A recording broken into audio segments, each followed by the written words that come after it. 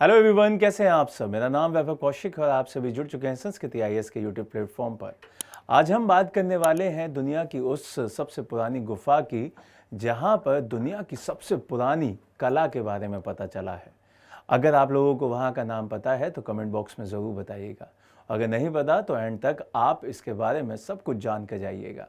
चलिए स्टार्ट करते हैं। बात है दुनिया की उस सबसे पुरानी गुफा की जहां पर वैज्ञानिकों ने बहुत पुरानी चित्रकला और वहाँ की कला के बारे में बताना शुरू किया है। अगर मैं बात कहूँ कि कितने साल पुरानी है तो आप अंदाज़ा भी नहीं लगा सकते। वो है आपका 67,800 साल पुरानी। तो ये बहुत ही ज़्यादा लंबा समय है। अब ये कहाँ पे खोज हुई है? तो यह खोज इतिहास बदलने की ताकत रखती है। ये खोज इंडोनेशिया के सोलावेसी द्वीप पर वैज्ञानिकों के द्वारा ऐसी गुफा के द्वारा ये बताया जा रहा है कि वहाँ पे उन्हें एक ऐसी गुफा मिली है जो कि इतिहास के पन्नों को पूरी तरीके से पलट सकती है। यह गुफा दीवारों पर ऐसे इंसानी हाथों की छाप दिखाती है जो कि केवल चित्र ही नहीं है बल्कि अपने समय को देखने का एक बहुत बड़ा खिड़की है।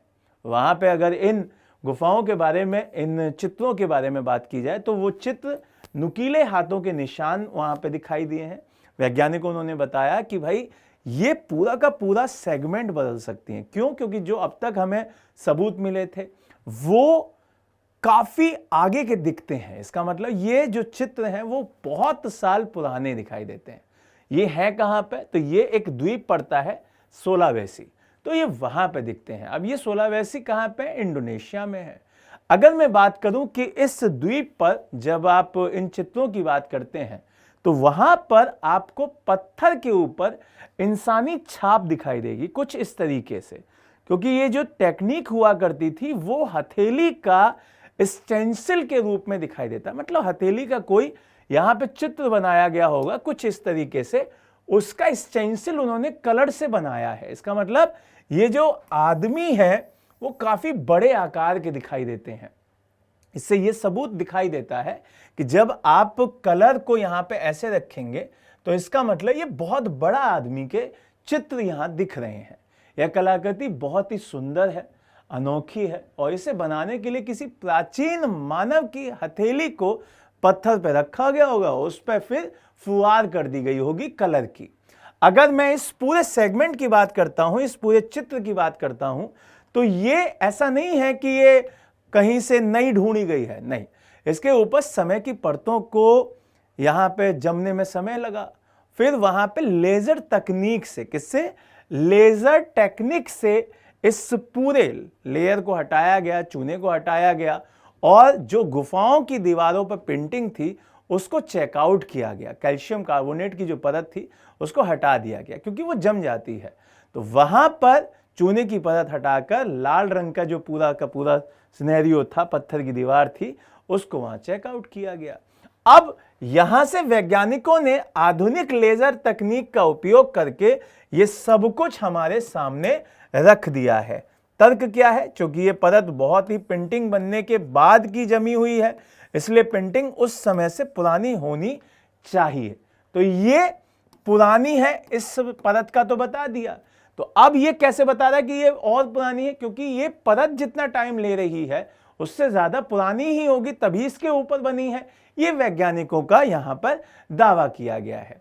अगर मैं बात करूं कि ये पुराने रिकॉर्ड भी तोड़ देती है, क्योंकि आपने देखा होगा कई सारे रिकॉर्ड आपके 45,500 साल पुराने, जिसमें आपको एक जंगली सुअर के चित्र दिखते हैं।